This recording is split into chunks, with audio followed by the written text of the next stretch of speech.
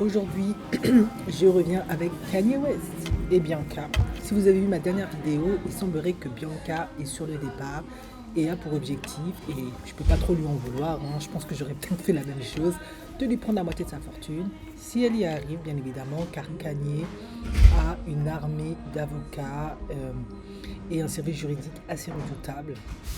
Mais là, il y a des nouvelles par rapport à tout cela.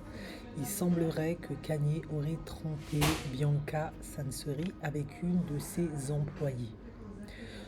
Bon, vous allez me dire, ah ah ah, la bonne blague, puisque lorsque il s'est mis avec Bianca et l'a épousée dans la foulée après son divorce avec Kim, c'était son employé qui avait d'ailleurs un poste très prestigieux. Alors, ce sont des rumeurs, on n'a pas tout à fait des preuves, parce qu'il faut savoir que Kanye, au sein de son entreprise, de son empire, a aussi des personnes qui gèrent ses réseaux sociaux, et ils sont là pour créer des informations, faire des désinformations et tout le tâton.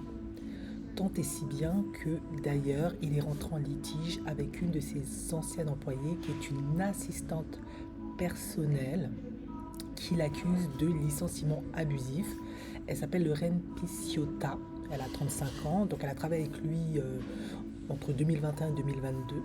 Elle dit qu'il l'a licencié abusivement, il a rompu leur contrat, il lui a pas payé certains salaires, il lui a pas versé des indemnités de licenciement qu'il lui a promis, qui allaient à hauteur de genre 3-4 millions.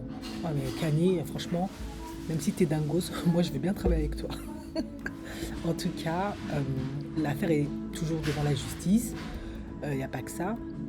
Voilà. Et par rapport à tout ce qu'elle lui reprochait, Kanye a porté plainte en retour.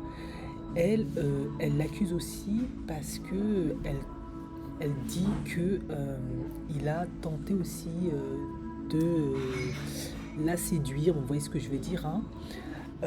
Mais lui, il dit c'est faux. C'est elle qui a tenté de me séduire, de m'avoir dans son lit, vous avez compris, pour obtenir un emploi, avancer dans la société et d'autres avantages matériels. Puis ensuite m'a fait du chantage et a tenté de m'estorquer lorsque j'ai rejeté ses avances. Voilà.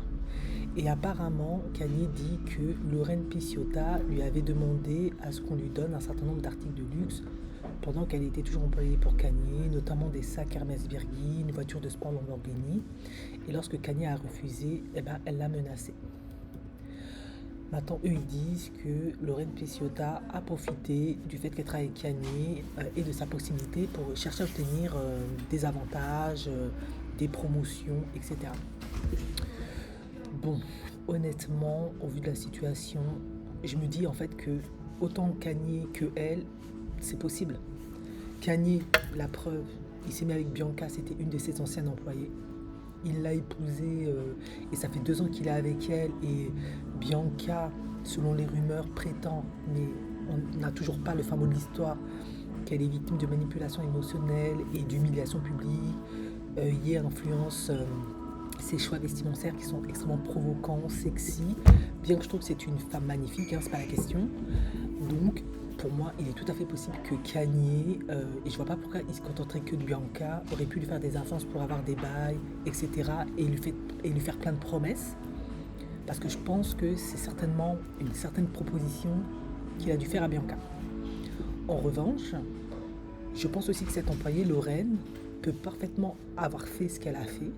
Parce que je pense que si Bianca s'est retrouvée la femme de Kanye, alors qu'elle était son employée au préalable, c'est qu'elle a forcément séduit Kanye, ou du moins a accepté ses avances en adulte consentante dans un premier temps. Avec tout ce que ça comporte comme avantage d'être avec Kanye. Certes, il peut peut-être avoir un impact psychologique, mais tu as une de ces visibilités, tu as accès à tellement de choses, il te donne tellement de choses. Beaucoup de femmes accepteraient, on va pas faire les hypocrites ici. Donc honnêtement, moi je me dis, les deux côtés peuvent tout à fait avoir raison.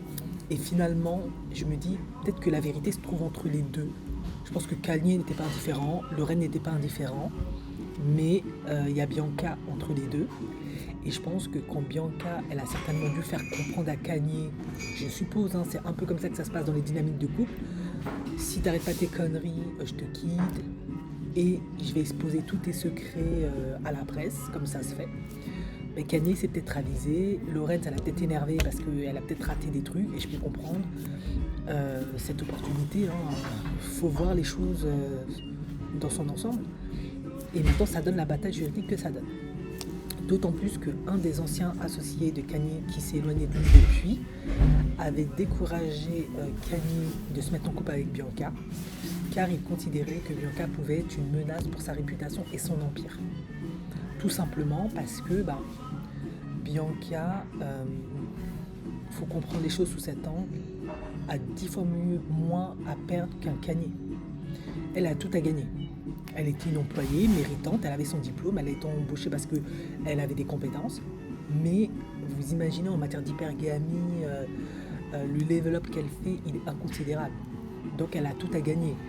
Par contre, Kanye, qui a déjà une réputation compliquée de son propre fait, c'est vrai que si elle connaît tout un tas de choses sur lui et qu'elle va dans la presse et qu'elle sort tous ses dossiers, tous ses trucs tordus, où elle va aller raconter comme ça se présume qu'il a abusé de moi, qu'il a tenté de me contrôler, etc., ça peut complètement le détruire. Et il peut se retrouver au même type qu'un P. Diddy, R. Kelly, pour ne citer que cela.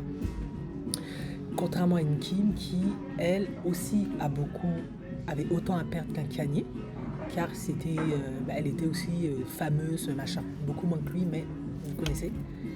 Et d'ailleurs, pour la dernière nouvelle, elle est mise à mal par North, parce que North a fait une déclaration assez compliquée, comme quoi Kim, c'était pas une bonne mère, etc.